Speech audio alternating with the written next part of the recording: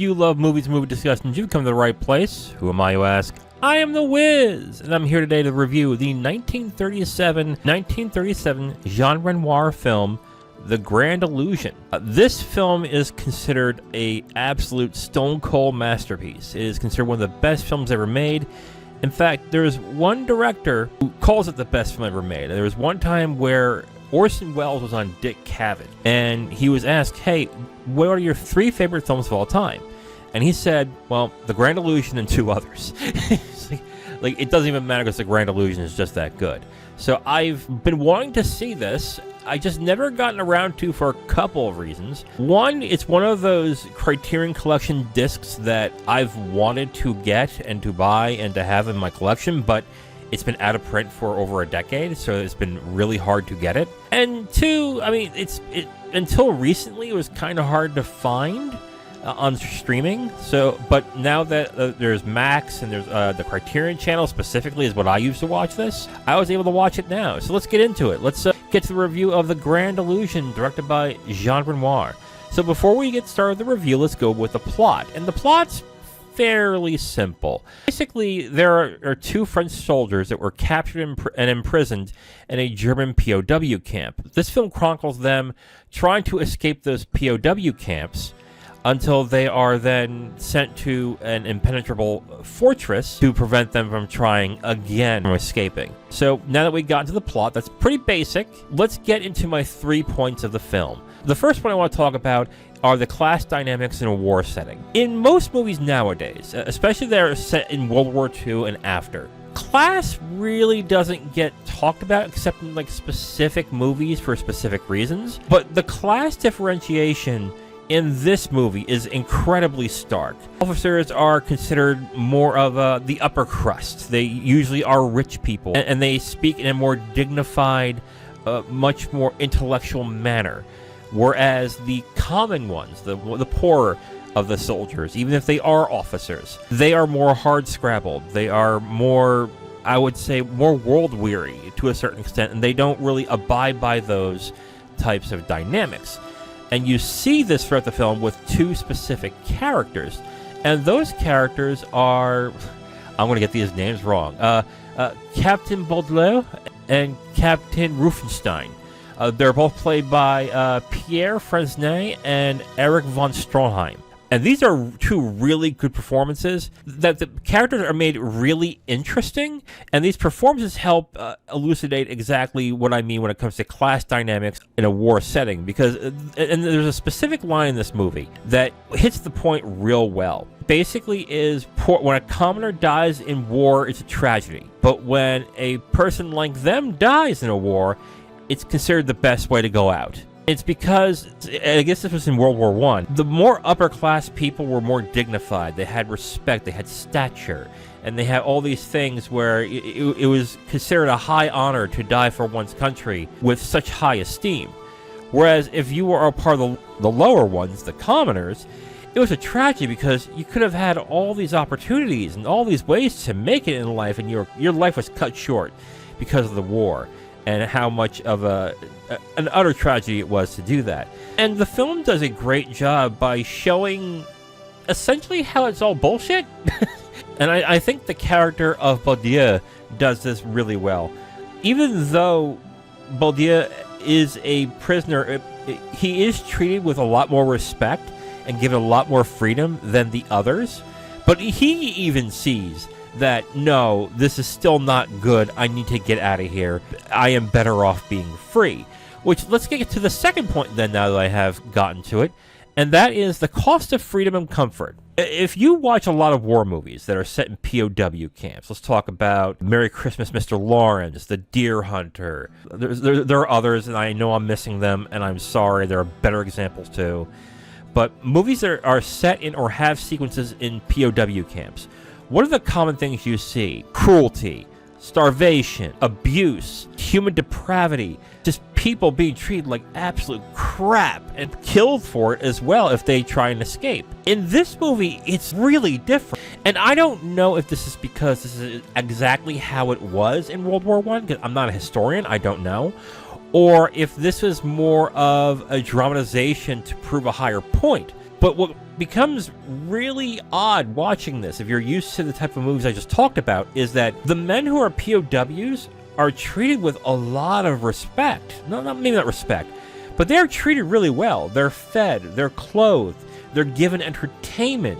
They're not treated like pigs. They're not treated like prisoners. They're treated like they're in like a hotel of some sort. And it's really weird to watch that and then still watch these guys want to get their freedom and get out. Now, it can be argued that the reason why these men want to get out while still being treated fairly well for POWs is more of a sense of duty than it really is the sense of getting out of that situation. But I don't necessarily, because it is shown throughout the film through dialogue and through the characters, is that some of these characters really feel that this war was pointless and they do not want to participate. They just want to get out of here. And again, despite the fact that they are treated incredibly well when it comes to being POWs, I really don't want to say incredibly well, because they're still prisoners of war. Despite being in relative comfort and being treated very well, they still want to escape and be free to do what they want to do.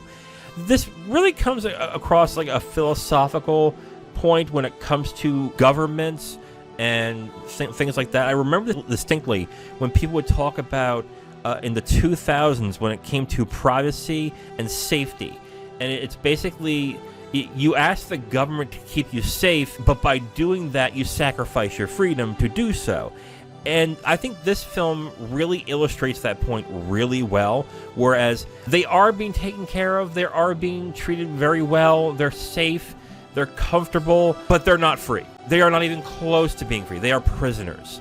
And I think this is a great movie to really illustrate the fact that despite them living fairly well, they want more and they want their freedom to get more. And that is also shown very well that, spoiler alert, they do escape. When these prisoners do escape, they are not in good shape when they escape, but they do it anyway, and they don't look back. And that is really the cost of freedom. Because when you have freedom, there is more opportunities to get into worse conditions, but you are free to get yourself out of it and put yourself into it if you choose to. I think in this case, The Grand Illusion does a fantastic job of showing that. And it's something that I would really like to show people at times when they want to talk about how they want their government to have more power to make them more comfortable and what the costs of that is. Not saying it's right or wrong, but I think it's a good thing to show some people in that instance. And let's get to my third point, a war's illusory appeal to ending conflict. This is another thing that this film shows, I would say it more talks about than shows. There is the talk of, in this scene with certain soldiers, how this is the war to end all wars. After this, there are no more wars, and this and that. And there's a character that says, that's bullshit, that ain't happening. There's always going to be war. I think this is shown more with the dynamics between the captors and the captees, in that everyone thinks this war is going to end soon. And we might as well keep the peace now, because when this is over, then they'll remember how we treated them, and there won't be any hard feelings. Of course, if you know about what happened in World War I, the Germans did not end very well in that one, and they became bittered, which then kickstarted World War II. I think the appeal that the film has when it comes to the illusion of war-ending conflicts could have been done a little bit better. I mean, the entire film is called The Grand Illusion, and it is the illusion of the fact that war doesn't end conflicts. It just begets more conflicts. And I see it in this film, I do, but I find the power more of the cost of freedom and the class dynamics to be a much more interesting and engaging aspect of this movie that I liked the most out of it. I will say this, though, okay, in my defense, this is definitely a film that I would like to see again, and that I would like to get more out of as time goes on, because maybe I missed those specific parts. More than willing to agree with that part, but I just think I think the first 2 points that I talked about, I think are much more interesting than I think the point of what the title means of the film. Okay, so who do I recommend this for? Budding film historians. There is a ton of history packed into this movie. Okay? So it is considered one of the best films of all time, of course, but let's even get past that, okay? There's so many interesting stories about this movie, about how it was made, how it was released, and everything. I believe I read this correctly. When the Nazis invaded France, this is the very first film that Goebbels decided to ban outright. Literally said, you can't show it, no one can have it. This film is forbidden to be shown. And I can kind of get why, but there is a lot of interesting facts and things about this film that if you want to learn more about how the film was made and what happened afterwards and its importance in film today, I think if you're a film historian, you have to see this and then read more about it to get more out of this, because it's considered a very important film.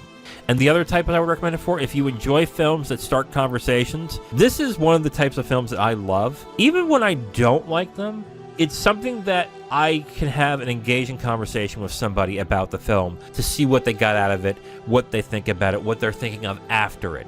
This is definitely a film that after I watched it, I kept thinking about it more and more as time went on. I got out of it thinking that was good, but not great. But as I am thinking about it more and more, I understand its greatness. Did it affect me that way? Not really, but on the other hand, it was interesting the way that it has a long tail long after that you watch it. Okay, so who do I not recommend this for? Fans of war and escape movies. Now, it is a war movie, it is a prison escape movie. Yes, it's all those, but they are the least important things about this movie. If you are watching it for those specific scenes, I would say you might not be interested in this very much. And the other that I wouldn't recommend it to is if you have no interest in European cultures during World War I. I think this is one of the interesting things about this film is that it talks about mainly cultures in World War I when it came to European countries, like the aristocracy and stuff like that. And this would be the last time you would see the aristocrats after this point, and how they act and how they engage with other people. I think this is what most of the film is about, to be absolutely honest. So if you're not into that, this would probably be a hard avoid. It's also obvious to ask, if you're not into black and white or foreign language films, of course, do not see it. That this film is both, so I'm not even broaching that subject. If you're not interested in class dynamics and more, I hate to say intellectual, but if you're not interested in the subjects, the class dynamics, the talk of the cost of freedom and conflict and comfort, but you're more interested in it's a war movie, I want to see gunplay, I want to see conflict like that, you're not going to see it in this movie. So that's who I would not recommend this for. Overall, I recommend The Grand Illusion. This is something that I will want to watch again. I didn't love it, but I can definitely see why people do love this film. I would definitely recommend it, especially if you're into films that make you think and will give you long-lasting conversations with other people who have also watched it. If you're into that aspect of films, then I would definitely watch this. But I do recommend it, but not heavily, but I will watch it again at some point. So I recommend The Grand Illusion. Now, if you want my full review on this movie, you can go to my website at IamTheWiz.com. You'll have my full written review right on the site, along with a link to the video that has this review that you just listened to.